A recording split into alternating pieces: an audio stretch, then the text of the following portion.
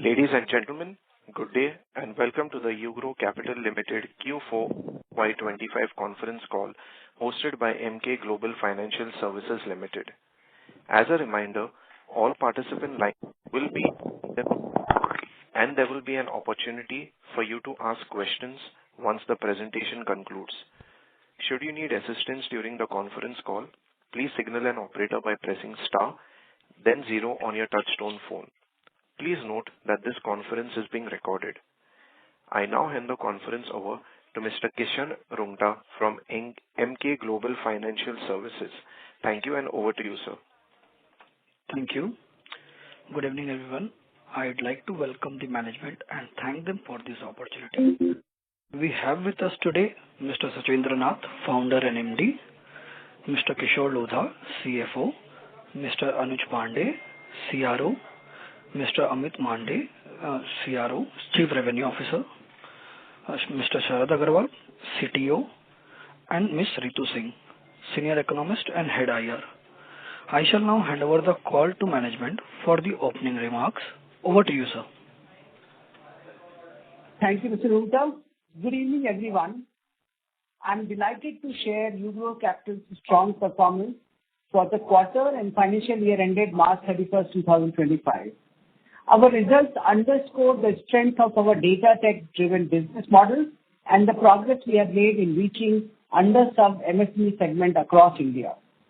Over the past 18 months, the public markets expressed significant concerns about NBFC's growth and sustainability. This was clearly reflected in the compressed valuation across most NBFCs and microfinance companies, including UGRO. Market concerns started with when the Reserve Bank of India implemented several regulatory measures and series of actions which included on 16/11/2023, it increased the risk weight on bank exposure to NBFC by 25 percentage points and raised the risk weight on consumer credit to 125%. On March 24, it directed IFL Finance to cease and desist from sanctioning gold loans. On 17th of October 2024, it barred 4 NBFCs, namely Ashirwad Microfinance, Arohan, DMI Finance and Navi Finserv from sanctioning and disbursing loans. It appears that RBI is now comfortable with the efficacy of its control measures and on 25th February 2025, effective 1st April 2025, it rolled back the additional risk weight on NBFC exposure and consumer credit and also have now lifted the ban on all NBFCs as well. In addition, 2 consecutive repo rate cuts announced should lower the borrowing cost and further spur MSME credit growth across our distribution network. Irrespective, we maintained during this period that the real driver of credit demand, MSME financing, remained fundamentally unaffected. Our performance today validates that conviction. Crucially, none of these interventions impeded the flow of credit to MSMEs. We remained fully growth-oriented. Our distribution continued to perform well. We continued our investment in expanding our emerging market branch footprint, and our liability partners continued to trust us, evidenced by robust growth in our targeted segments. In FY25, we achieved disbursement of 7,651 crores, marking a 30% year-on-year increase. Notably, in Q4 FY25, we saw our highest ever quarterly origination of 2,436 crores, up 57% year-on-year and 16% quarter-on-quarter. The record was driven by our emerging market channel, wherein Q4 disbursement surged to 669 crores, 230% up year-on-year. We added 85 new emerging market branches in FY25, bringing our total to 235. And we are on track to reach 400 branches by March 2026. Our embedded financing platform, MyShubh, also crossed an AUM of 743 crores as of March 2025, reflecting our commitment to innovation and diversification. As of March 2025, our total asset under management stood at 12,003 crores, up 33% year-on-year and 8% quarter-on-quarter. Despite rapid growth, we maintained stable asset quality, GNPA at 2.3%, NNPA at 1.6% with a provisioning coverage ratio of 47% and collection efficiency at 95%. Our net total income for FY25 rose 27% year-on-year to 814 crores, with quarter four net income of 231 crores, a 14% year-on-year growth. PAT for FY25 was 144 crores, up 21%, and Q4 PAT was 41 crores, 24% year-on-year growth, demonstrating our ability to scale profitably. On the liability side, we mobilized over 1,500 crores in borrowing in Q4, taking total borrowings to 6,904 crores as of March 2025. Our cost of borrowing remains stable at 10.61%, supported by a diversified lender base across banks, NBFCs, DFIs, and the capital market.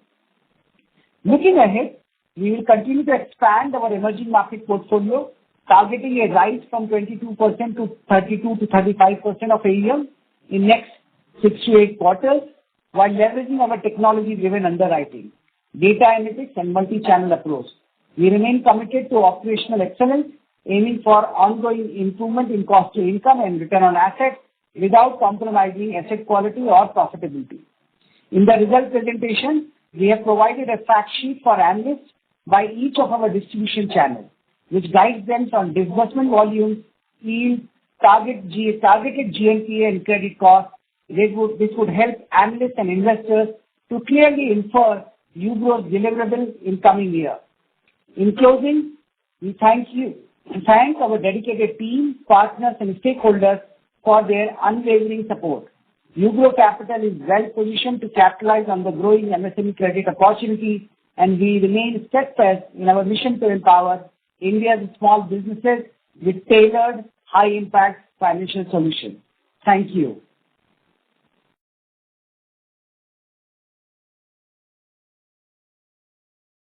Thank you. So, we will now begin with the question and answer session. Anyone who wishes to ask a question may press star and 1 on their touchtone telephone. If you wish to remove yourself from the question queue, you may press star and 2. Participants are requested to use handsets while asking a question. Ladies and gentlemen, we will wait for a moment while the question queue assembles.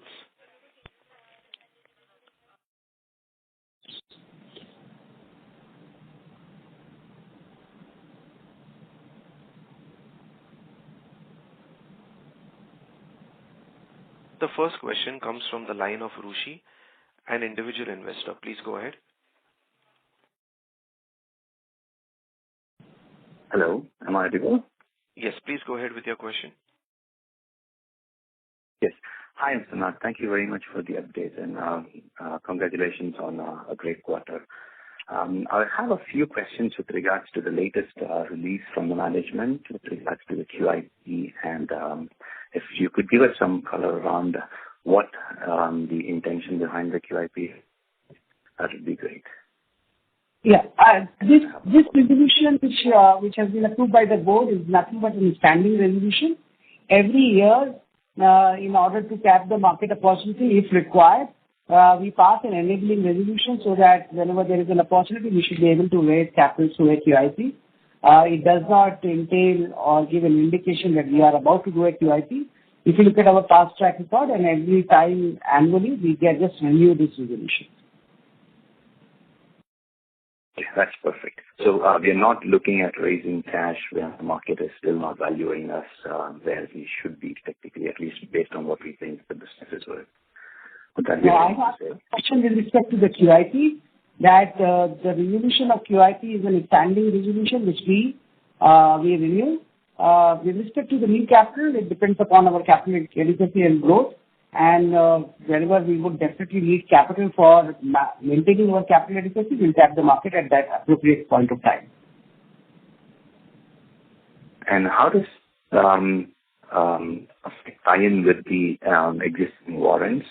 Like, for example, we do have warrants which expire by December this year, and they are definitely at a premium to today's market price, and the subscribers have already paid 25%, if I'm not wrong. So I'm just wondering, like, if in your discussions with them, have they shown intent to subscribe to the warrant, even if the market price by December is not there technically, because at least, the volume that they will be getting cannot be bought in the market. So the market price is not really relevant for the warrant subscribers from what I see, because it's about 50% valuation, and the price in the market has nothing to do with the warrant conversion price, because with the current liquidity, warrants, if forfeited and bought in the market, would probably increase the price 4x or 5x. Would that be correct to assume? Yeah. So in June 2023, UGRO did a raise of 1,265 crore of total capital commitment, of which around 1,010 crores were warrant and balance was compulsory convertible debenture. That was done at price of 265 rupees. Of the 1,010 crores of warrants, our existing investor, which is Samina Capital, which is a large fund out of Dubai, they committed roughly around 500 crores. There was another fund out of Singapore, which is called Argent. They put in around 210 crore, of which 168 crore were warrants. And then we had bunch of Indian family offices, which we have put balance of the warrant capital commitment. We are in continuous dialogue with most of these investors. One investor is sits on our board, and they are quite comfortable with the growth and the numbers we have delivered and demonstrated. Obviously, share price is not in our hand. That's a broader market, the way we look at it. At an appropriate time, they would take the call on conversion of the warrant. We are quite hopeful that, most of these investors would not like to lose their money and will convert warrant when the time would come. And companies also considering ways and means to see that how these warrant holders get comfort and convert can commit their capital to the company. Okay, thank you very much. I think that helps. Thank you. Participants, please restrict yourselves to 2 questions. If you have any more questions, would request you to rejoin the queue.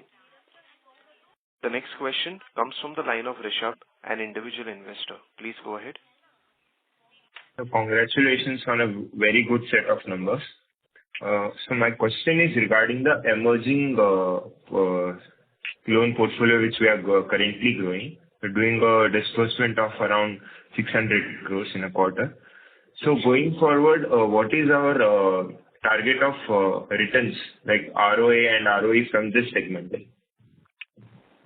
Once the book matures, like you said, you are going to add around 400 branches as on 31st March 2026 by March of this financial year. So what is our target of ROA and ROE by the time the book matures?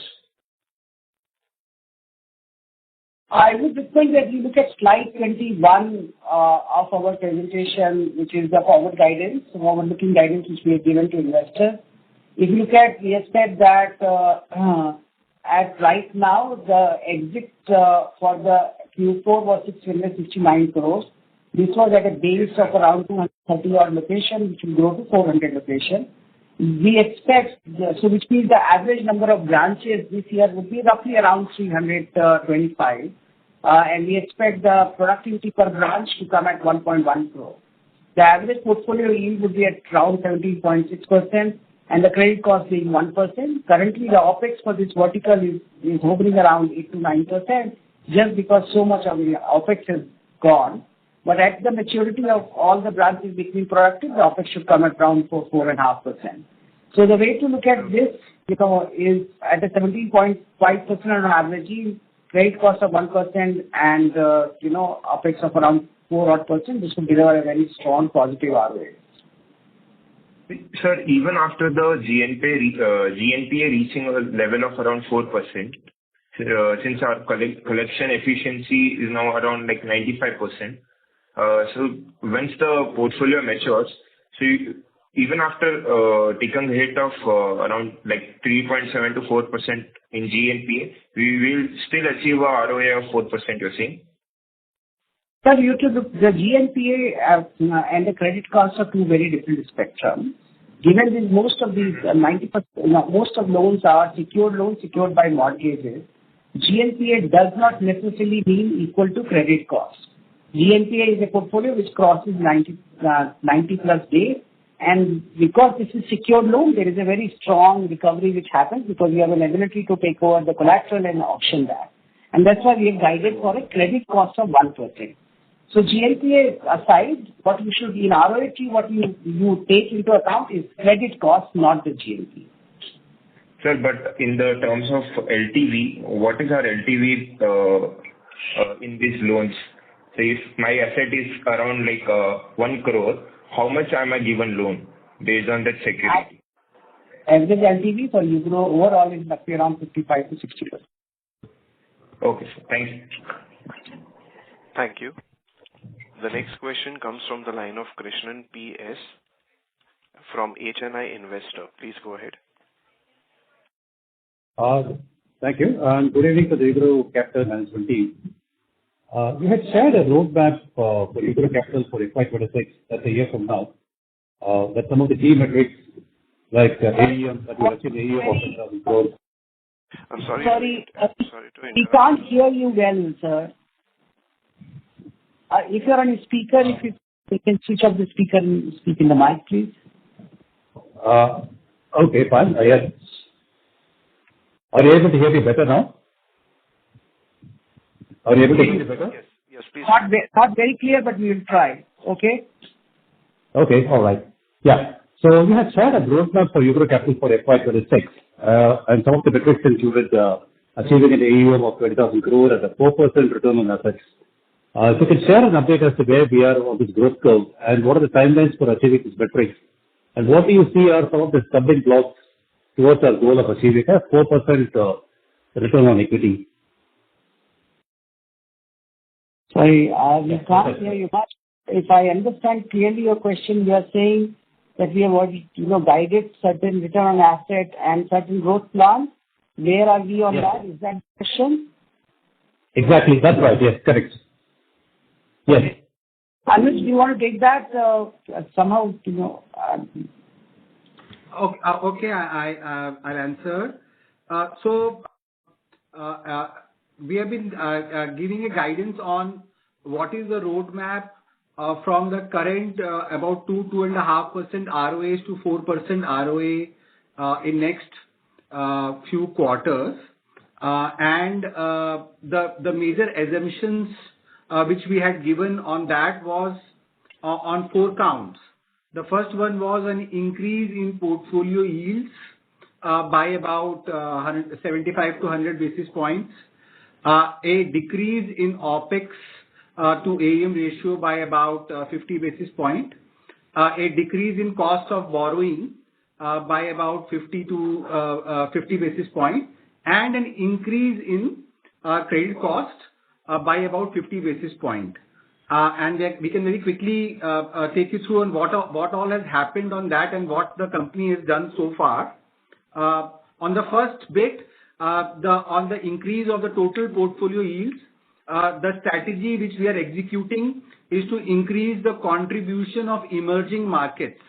When we started the year, it was in early teens as a percentage, around 15% contribution. Today it stands at 22% contribution.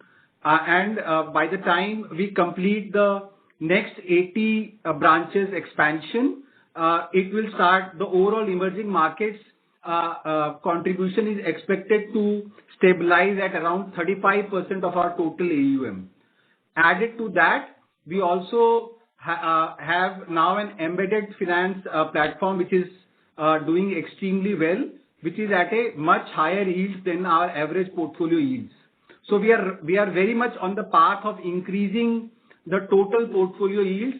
Yes, it got a little delayed as per our original plan, but once our second leg of 80 branches gets completed, then from where we are today, we would be about 100 to 150 basis points higher.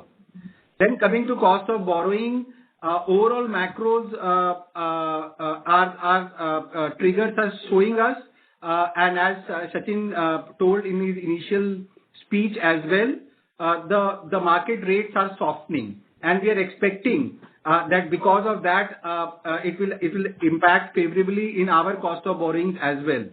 Notwithstanding that with increased scale and with increased portfolio vintages, there is a chance that our ratings also will be favorably upgraded by next year. As far as on our OpEx to AUM ratio is concerned, we took a deliberate call, and we have been explaining that over last 2-3 investor calls as well, where we said that we will look into the future for medium term to long term and expand our emerging markets as fast as possible. That's why during last year we took the call of increasing the branches by from the current to 85 more branches. That is the reason why the OpEx in the emerging market vertical continues to be at an elevated level. But once the branches which we have opened last year, they typically will get break-even between 9 to 12 months, and the result of that will start showing next year. As far as the credit cost is concerned, we had estimated that because the emerging markets contribution was going up and the overall seasoning of the portfolio also was happening, we had anticipated earlier as well that our credit costs will start stabilizing around 2%. We are still less than that, but in coming years, we think that it would be around 2% level. So, in short, the 4 broad strategic initiatives which we had in mind are well into execution, and we are quite confident that we will start reaching the desired ROA levels of about 4% in next 1 to 1.5 years. Does that answer your question, Krishan? Oh, yes, definitely. It does. Thank you very much. Thank you. The next question comes from the line of Darshil Jhaveri from Crown Capital. Please go ahead. Hello. Good evening, sir. Thank you so much for taking my question, sir. Hopefully, I'm audible. Hello. Yes, you are. Yeah. Hi, sir. So, sir, I was going through your presentation and just wanted to know, on an average, like, what kind of AUM growth can we expect? Because in some parts, we want to increase it by 15 to 20%, but I think our business loan, we want to, kind of reduce it to meet our secured, unsecured, mix. So, just wanted to know, like, how will our AUM growth be, and, going forward, what kind of a secured, unsecured mix can we expect, sir? Sir, I thought from slide 19 to slide 23, we gave very clear, guidance. So if you look at, we have said that on the prime intermediate secured business, our exit run rate for the quarter was around 300 crores, which would go up by 20%. So 300 into 20%, there is a number. Then if you look at, we said that our exit of business loan was 285 crores, which will go down by 30%, so 300 divided less by 30%. Then we said that our 669 crore was the exit for our emerging market secured loans. That was at a base of roughly around 230 odd location, and we'll go to 400 location. Average number of location comes to around 330 odd crore branches at 1.1 crore. That makes roughly around 350 crore a month. So that should give you the number. And we have said that our green and asset channel is 287 crores. You multiply by 20%, that will give you the number. And on our digital, we said that it will continue at the same level. So I think so in those 4 slides, if you take our guidance and multiply the percentage, you'll get the disbursement numbers. Fair enough, sir. That's helpful, sir. And so just wanted to know, like, how do we see the market currently, like, on the ground? Is there a higher competition to, capture the customer, and, how is the, competition heating up? And on the ground, is there, like, the risk that was seen in MFI and everything? So how is the demand for, like, a, good asset, like a good stable asset? So just wanted to know about that, sir. So, sir, actually, and I urge this to all the analysts plus fund management committee and investor community, NBFC and asset classes are not homogeneous by nature. What is happening in MFI is not necessarily, get translated to a gold loan or a CV or a auto or a consumer financing business. MFI customer base is completely different. Its underwriting is different. Origination is different. Consumer financing, personal loan is a different segment. CV, commercial vehicle is a different segment. Gold loan is a different segment. So is MSME. So there are multiple players in the market. Some players, when they call themselves MSME, they are very close or adjacencies to MSME financing. So for example, if an MSME financer which does a 3 lakh rupee ticket size and say we do a secured loan to an MSME, they are actually closer to a microfinance customer. The microfinance borrowers between 1 lakh, 75,000 to 1 lakh rupees. And such microfinance borrower, when it starts some business, so think of a carpenter or, an individual worker, he starts becoming some kind of MSME and, become agency. Our customers are business customers. We focus customers which are in the turnover band of 15 lakh to 15 crore. We focus prime customers which are 1 crore to 15 crore. We focus business emerging market customer in tier 2, tier 3, tier 4 towns, which are between 15 lakh turnover, most of the cases between 50 lakh turnover to 3 crore turnover. We have machinery pool customers which are all above 5 crore to 15 crore band, and we have embedded financing or merchant financing. These are retail trade customers which will be in the range of say 25 lakh to 30 lakh customers. So our customers are business customers which have defined vintage, defined cash flow, and are into business activity, either retail trade or manufacturing. We continue to see very robust credit demand.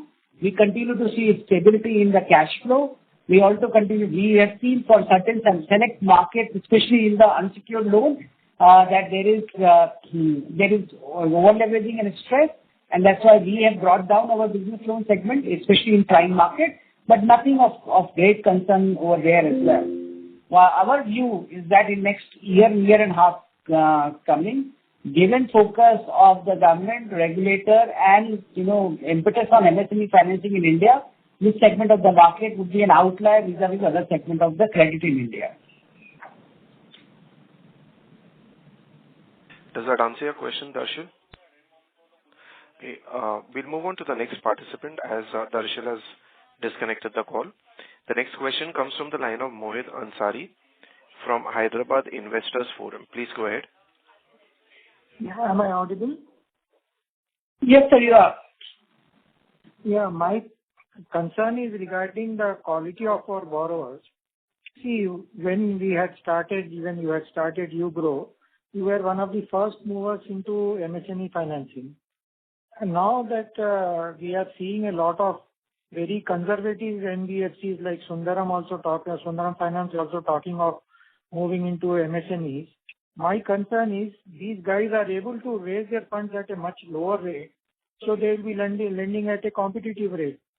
So what happened to us in the supply chain financing, that we were left with not top quality customers, so we had to, our NPA spiked up and we had to sort of scale down on that. Are we going to face a similar problem because a lot of other very established and very conservative capital structure NBFCs are now moving into MSME financing? So how do you look at it from a vis-a-vis emerging competition from a lot of new players and old players entering into this field? And second is, Can you answer me that first? Before we move to the second question, this is a long question. Hello? Yeah. Okay. I'm waiting. Also the operator, I think we are getting messages that, the audio is lost by a lot of people who are on the call. While I answer this question, can you please check? On your first question with respect to supply chain financing, sir, I don't think so supply chain financing, the construct was completely different. In the supply chain financing, when we started, the market construct was very different. There are three fundamental changes have happened over a period of time. One, the supply chain financing on the vendor side, there was a market infrastructure in form of threats which came in, which allowed banks to underwrite and pay to the vendors of large corporate. So a AAA corporate or a AA corporate, its vendors started getting very low cost of borrowing, not from NBFC but from the bank, because for banks, a vendor to a AA corporate, it was equal to a AA credit, and that's why price dropped very, very significantly. Second, we wanted to pivot this to more retailer financing. So if there is a large corporate and if there's a vendor which was supplying to the corporate, that started getting money on the tracks. Then we said, okay, in that case, we will start financing to the distributor and retailers of the same corporate ecosystem. But over a period of time, we realized that the cost of origination and OPEX and the time to build that portfolio was coming very expensive, and we had other opportunity across our portfolio. And that's why we said that rather than going in the lower grade of the corporates whose vendor we were financing, from a AA to go to BBB minus, we are better off to exit from that business. So that is fundamentally very different than pure play MSME financing. Second, with your question of that lot of many players, which are big one, are all saying that they will get into MSME financing. Sir, cost of borrowing is the not only reason why people can do credit. Because by that logic, in consumer financing business, in second-hand vehicle financing business, there are players in the market whose cost of borrowing is also fairly similar to what the market leader is. But they are not being able to do the consumer credit. It is a function of your distribution. It is function of your underwriting. It's a function of selection of customer and the vintage for a particular business. We are of the firm opinion that NBFC credit is a domain of people who deeply specialize for a segment of the market and then deliver outlier credit performance and distribution performance. Bigger and diversified players not necessarily have the motivation or the same domain that they can enter into the same segment.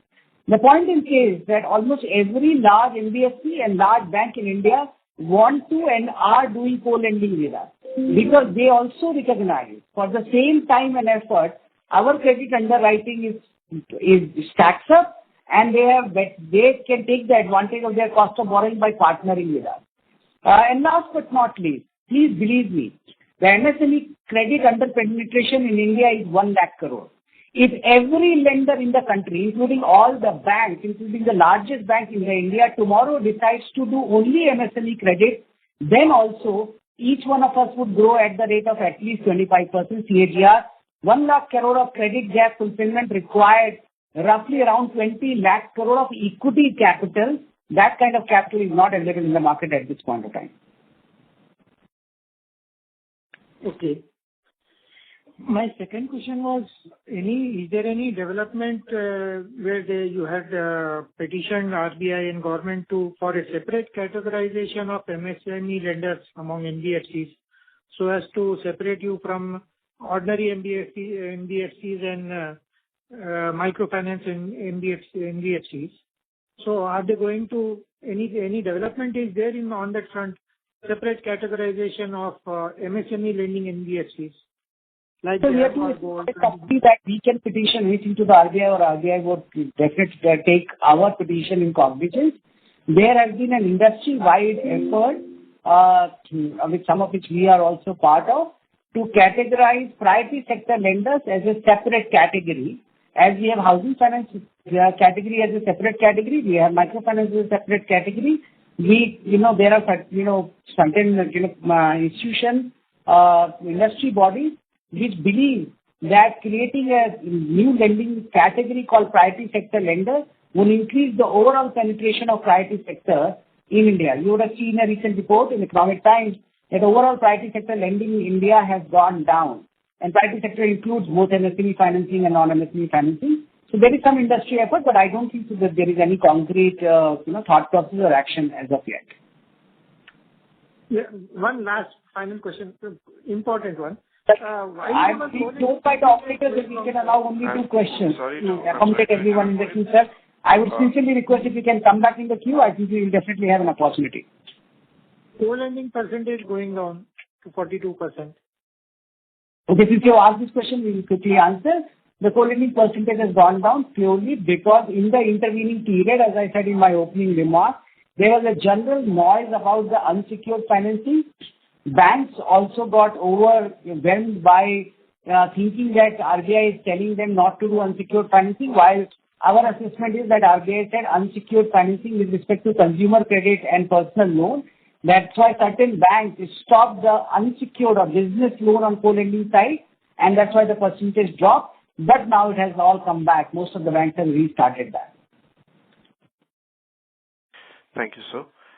The next question comes from the line of Jay Vadwan, an individual investor. Please go ahead. Hello, yes, am I audible? Yes, yeah. Yeah. So, sir, you mentioned that there is a huge credit gap in the industry. I wanted to understand that everyone is growing at 25-30%. What is our USP? In the sense, are we just growing because the industry is growing, or are we taking the market share from other companies, or is that a point of concern right now? I don't really understand what you mean by this, whether we are growing or we are taking market share. We are taking. Yeah, I'll elaborate a little. So let's say, what does the MSME look at in a lender while deciding who to choose? So do we have some special offering? Let's say we are better because our credit underwriting is good, so we are likely to have lesser NPAs. But is there a specific reason why an MSME borrower will choose us over another lender? That is what I wanted to understand. Amit, you want to take this? Yes. So you are right. There is enough competition in the market across all segments. But however, a growth and sustaining growth is a function of servicing the customer, turnaround times, and ability to be responsive to them, whether it's the customer or the channel. I think why we've been able to garner that market share that we have in the market today is essentially because of our ability to reach the customer at the right time, and also being able to give out decisions faster than the industry. You must have heard about our GRO score earlier as well, and our ability to say a no. Hello? Our ability to say a no is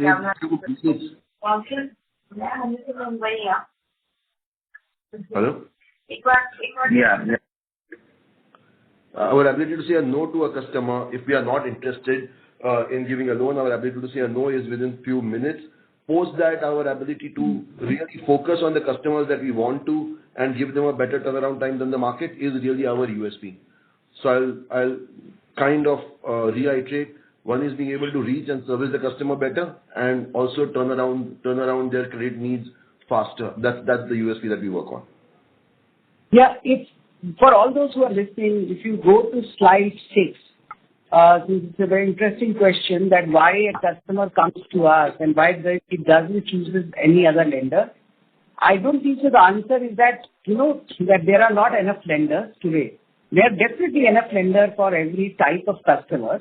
Sometimes it is that we are the first one to reach out. But if you look at 4 of our channels, first is what we call the prime intermediated customer.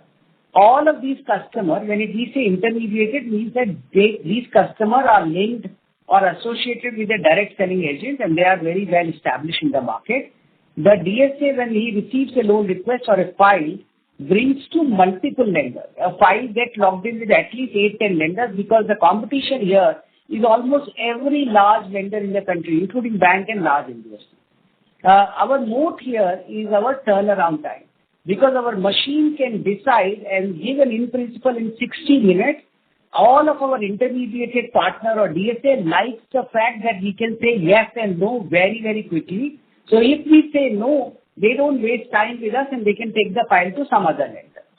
So the investment which we have done in the machine and its ability to pull the GST, banking and bureau and take an in-principle decision very quickly is the moat. If you look at our emerging market and our tier 2, tier 3 channel, again, our deep distribution and physical credit underwriting and a templated approach.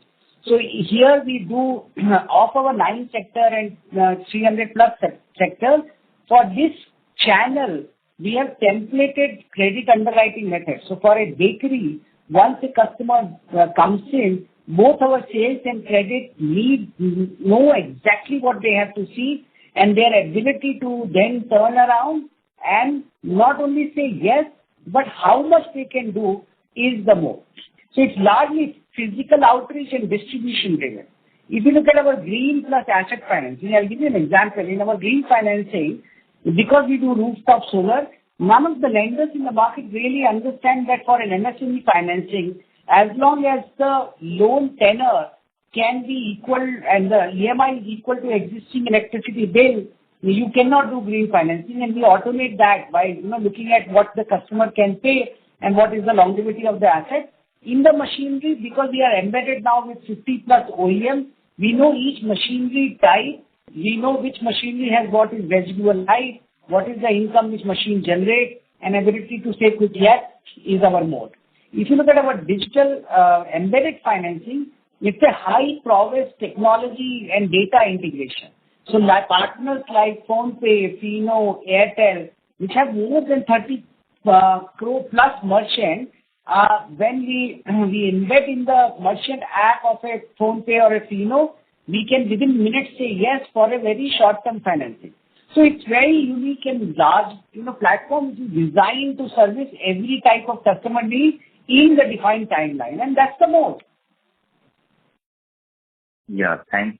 Sir, one additional question regarding this tech stack. So we are servicing a particular sector or industries, let's say, where we have an understanding how the cash flows work. Are we expanding the number of sectors that we will cater to? Second, is our tech stack? Pardon, yeah. I'm saying not at this point in time. So we have well expanded. Okay. We don't do that. Okay. So second part is it is this a rule-based engine or is it a constantly learning? So do we sit, analyze data and then come up with the next iteration of the growth score, or is it a constantly evolving system? Anuj, you want to take that? While it is a constantly evolving system because it is based on machine learning, but we come up with the new versions of growth score every 15 to 18 months, because the growth score predicts a probability of default for the coming 12 months. It is only fair that we test the model for at least 12 months and then do changes. But learning and the insight keeps happening online. Okay, correct. Got it. So it is a machine learning model, but you give it time so that the book matures and then you can make a decision as to whether it makes sense. Correct. Okay. Thank you. Thank you so much, sir. Thank you. Thank you. The next question comes from the line of Heath Kimawat from IIFL Securities. Please go ahead. Yeah, hi sir. A couple of questions from my side. One is on the new draft co-lending guidelines which have come in. So just wanted to know how does it impact CLM2 model, which is basically when you originate the loan and then maybe T+3 or T+5 days it goes into co-lending to banks. So does the new guidelines allow that, or does this change? Can you give any color on like any other major change that would have been brought about by these new guidelines? That's one. And secondly, on the state of Tamil Nadu, we currently would be having around a 13% share on advances. So with the government talking about restricting forced collections in the state and things like that, any idea on how things are shaping up on the ground in the state of Tamil Nadu? Yeah, those are my questions. I'll take your co-lending question. I will request Mr. Amit Mandya, our Chief Revenue Officer, to take the second question. I think I would urge you to look at slide 48 of our presentation. We have given our understanding of the draft guideline. Summary answer is that we don't think so that the option 2, which is akin to direct assignment, would no longer would exist. But the good thing is that after all of you and analyst fraternity as well as the investor fraternity, one of the view that co-lending is not a permanent feature and it is fragile and it may stop at some point in time. Contrary to that public opinion, RBI has actually broadened the scope of co-lending or co-origination in India. It has done few things. One, it has now created a unified framework for co-lending between two regulatory entities. So it has broadened the scope of co-lending between banks and NBFC, NBFC to NBFC, banks to banks, technically, right? It has then broadened the scope of co-lending outside the priority sector. Because prior to this draft guidelines, or when it will become guidelines, a particular bank which wanted to do a co-lending outside the priority sector, it used to go to RBI and take a specific approval. Now co-lending is available for all banks to banks, all NBFC to NBFC and NBFC to banks, and it is also available to priority sector. In summary, what RBI is saying that the banks and large NBFC liability cost advantage can definitely be utilized to expand the market and give benefit to the end borrower. Number two, which is our long-standing demand, that while the co-lending option 2 was as cumbersome to start with, one of the biggest problems was that when you lend at 15% and you ask a bank to give you a rate of say 9%, and you cannot provide any kind of credit support, banks were very uncomfortable to say yes to a loan because they were taking the risk on the balance sheet without the skin in the game for the balance 80% by the NBFC. Now the default loss guarantee has been allowed uniformly. As it is allowed in digital lending guidelines, same has been now allowed into the co-lending format as well. What in turn it would do that banks, while they give loans to NBFC, they would be very, very motivated to now expand their co-lending portfolio because technically they will see as a risk-free origination. So, for example, if you look at our co-lending volumes of business, if our average credit cost is around, say, 2%, if we provide a 3% of credit guarantee, banks would see this as a credit cost neutral or free, co-origination, and they would pass on that benefit in the end pricing. Last but not least, operational efficiency. The option 2 of co-lending was a discretionary option, which means banks could reject. Now in option 1, when this format would become alive, banks are supposed to fund every customer. And then you can create a platform wherein 2-3 banks also come together. So I think there is some little bit of initial hiccup, so that this would, expand the market. Banks would draw massive comfort with the first loss cover being provided.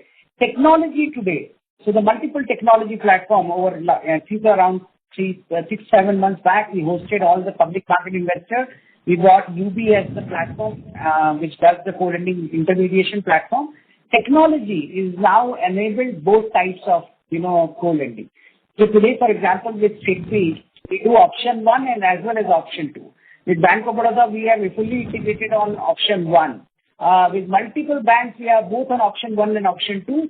Till date, most of the banks have preferred option 2, but now technology being there, FLDG being provided, the market size of co-lending, in my view, would now expand very, very rapidly. And this you should see as a major liability line for NBFCs which are in, A category to AA- category. Got it, sir. So, but just want to follow up. So you said like some would be on CLM1, some on 2. So with this, CLM2 completely ends and then everyone will have to shift to CLM1. That is the right understanding, right? That's right understanding. That's the understanding. And so there could be, and in that there could be some hiccups on the disbursements in the near term until this realigns. Probably a 60 days maximum. Got it. And the second question? Sorry. The question, yeah. The second question was regarding the Tamil Nadu and the recent bill that's got tabled. One is that, of course, it's just tabled and it is yet to pass. But if you look at the contents of the bill, largely there is an existing RBI code of conduct on collections which takes care of timings of call, how does the calling has to happen, what kind of, how much intensity is permitted on the collections call. I think largely what the bill is doing is reiterating those code of conducts. I also read an article where it said that this is largely directed towards the money lenders and not the lenders. All lenders, irrespective of whether it is Tamil Nadu or Maharashtra or anywhere in the country, we have to adhere to the code of conduct or the RBI's code of conduct on collections, and all lenders, including us, are well within those codes. So this is not going to really impact any of the portfolio that we have. Secondly, there are provisions like SURFACE, which allow possession of property well defined, and well timelines also have been defined. We use those provisions that are available to us. So at this point of time, we don't think this is not detrimental. In fact, it is good for the consumer, for where the consumers face coercion from the local money lenders. That's our view on this. By the way, this money lending entities bill 2025 does not include NBFC. So this coverage are entities which are not regulated by RBI. The draft says very clearly the money lending entities such as unregulated individual lenders and digital platforms. But it does not override the RBI regulated entities. So please do. Yeah, right. So I get that, but then sometimes there's some collateral damage if you see, like even if it is not applicable to REs. But yeah, I get the understanding. This is helpful, sir. Thank you. Thank you. Okay. The next question comes from the line of Piyush Botra from GMO Payment Gateway India Private Limited. Please go ahead. Yeah, hi. Am I audible? You are audible. Thank you. Yeah, hi. So there are recent market murmurs about some inorganic corporate action which might happen, buyout or a merger or those sort of things. I would like to seek some clarification from the management. I would repeat what we have told the journalists as well. UGRO, because of its size, its availability of capital, we keep seeing multiple opportunities for UGRO to acquire other entities. We keep evaluating them, but as of today, there is nothing which we can tell the market or disclose to exchange. But obviously anything which comes on, and there is a lot of entities which are up for sale. There are entities which are going through trouble, and people keep showing us, but nothing which is actionable at this point in time, which I should tell you. Okay, does that answer your question, Piyush? Yeah. Thank you. And you are our lenders, so don't worry. If you were to do something, we'll come to you first. Don't worry on that. Thank you, sir. A reminder to participants, please restrict yourselves to one question so that the management can address as many participants as possible. The next question comes from the line of Chetan Falak from Vihan. Please go ahead. Hi, Mr. Nath and team. Hi.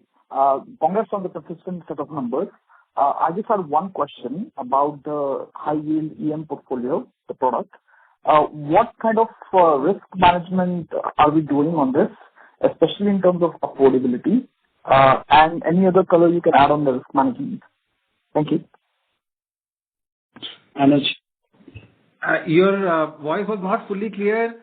I'll just repeat to sake of clarity. You're talking about emerging markets?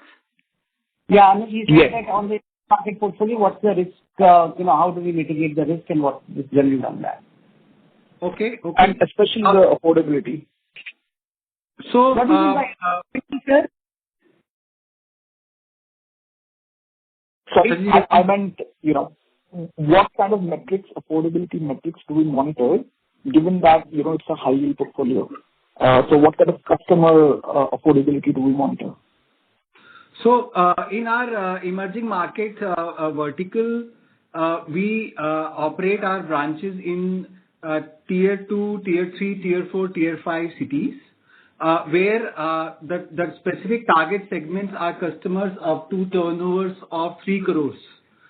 Here, when we started, we gave loans up to 50 lakhs ticket size, collateralized by their self-owned residential or commercial property. But with our experience in prime markets of giving slightly higher ticket size loans as well, last year we started experimenting with slightly higher ticket size also with great success. So overall, from affordability perspective, it is quite affordable because that market yields are in the range of 21 to 24%. Our average yields in this segment last year were in the vicinity of about 20-21%. As we increased our ticket sizes there, in our fact sheet also we have projected the incremental yields to be around 18%. So it is very much affordable.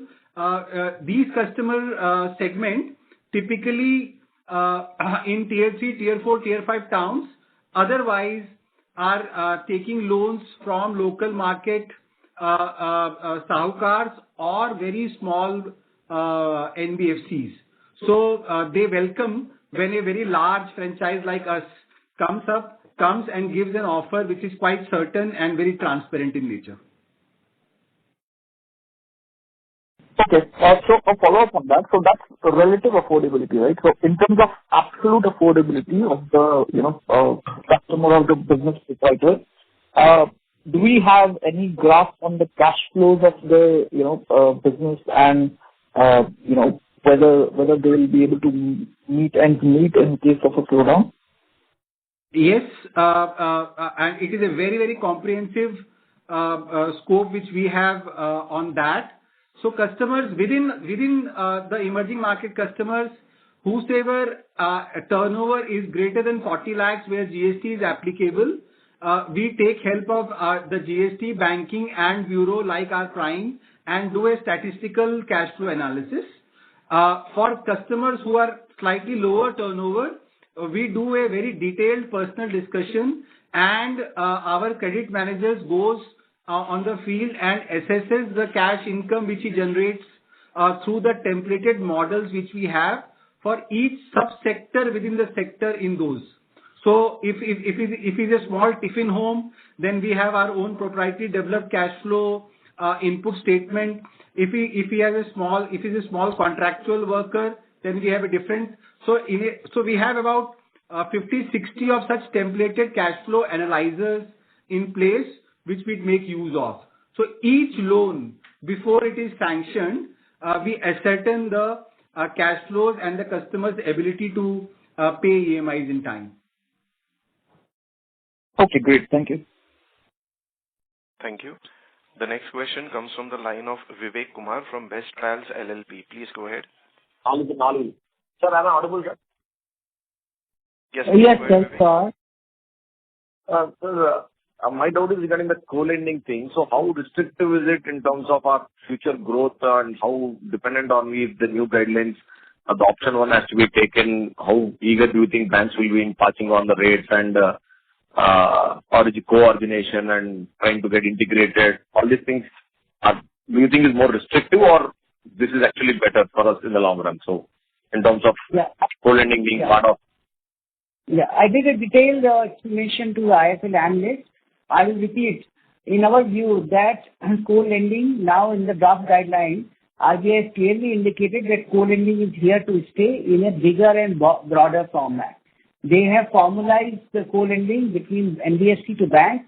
They have also formalized co-lending between NBFC to NBFC, which means large NBFCs which have cost of borrowing advantage would be free to do partnership with people like us in a regulated format. Number two, because now co-lending first loss cover or default guarantee has been allowed to be provided by people like us, banks will become more motivated to move into co-lending because they will find this as a credit cost free kind of origination for themselves.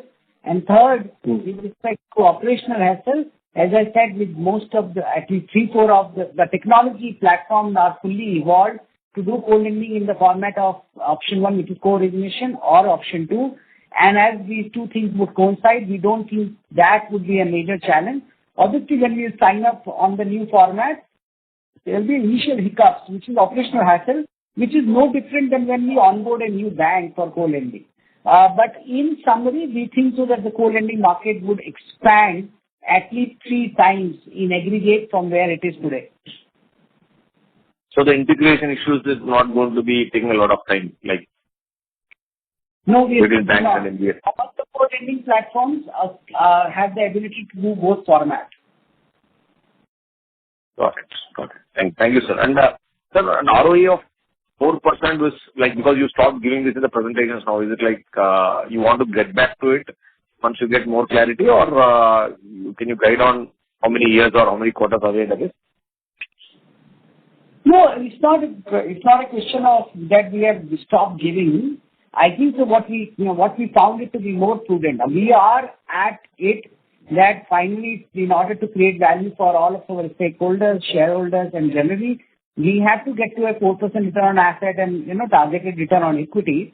But we thought it'd be more prudent because market being very dynamic. Our ROA bridge consisted of 4 elements: increase in portfolio yield, decrease in cost of borrowing, increase in credit cost, and decrease in operational, efficiency, or, improve in our operating efficiency. We thought that we, rather than just make that broad statement, we give product by product, trajectory of how we will evolve. That's why this time at the year-end presentation, we have guided by our channels and what we would do in each of the channels so that people can infer that they are really standing. We continue to be on the path, and I think that the target which we have given will be there in 6 to 8 quarters. Thank you, sir. Thank you, sir, and all the best. Thank you. Ladies and gentlemen, the last question comes from Ramesh Chandrasekaran, an individual investor. Please go ahead. Hi, am I audible? Yes, please go ahead, Ramesh. Yeah. So, one, congratulations on the excellent set of results. This question largely is on the fundraise that you guys made in May, where it came with both warrants and a convertible debenture. We are hearing certain changes in the way you're doing warrants. Is it also applicable for the CCDs or it's only for the warrants? So we are continuously in engagement with the people who have put capital through warrants and CCDs. We are trying to see that what is the best form. We are hopeful either the share price recovers so that the warrant holders don't lose money and company gets its required capital, or we are in discussion with alternative route. I can only tell you this much, that all of our warrant holders and some of, especially, one of our investors, which is an investor who sits on our board, along with other warrant holders, are fully convinced with the UGRO's business model, the growth it has, delivered, and that its performance is on track. So we are in continuous dialogue and there are discussions on. We'll see how it evolves. There is nothing which I can report right now and I can tell you till the time we have an approval from our board and our shareholders. Okay, just one follow-up there. Are you making a distinction between warrants and CCDs in this entire approach, or you're treating this on the same footing when you go back to your board? So one thing is that, we are in continuous dialogue. There is nothing which has been approved as of yet for which I can tell you on a public forum right now. Got it. Okay, thank you. Thank you. Ladies and gentlemen, that brings us to the end of the question and answer session. I would now like to hand the conference over to the management for the closing comments. Yeah, thank you, all of you, for spending time with us, going through our story quarter on quarter. We hope that, as we have delivered very strong performance, the market would start appreciating the effort being done by the management. We hope to come back to you every quarter and give very transparent and open view about what we think about the market and what we think we are delivering. And thanks for spending time. If any one of you whose question has not been answered, or whose query has not been addressed, we are more than happy to answer those questions or queries on bilateral basis. Ritu Singh, who is our senior economist and head of investor relations, would be very happy to engage and answer those questions. Thank you so much for your time. Thank you, sir. Ladies and gentlemen, on behalf of Emkay Global Financial Services, that concludes this conference. You may now disconnect your lines.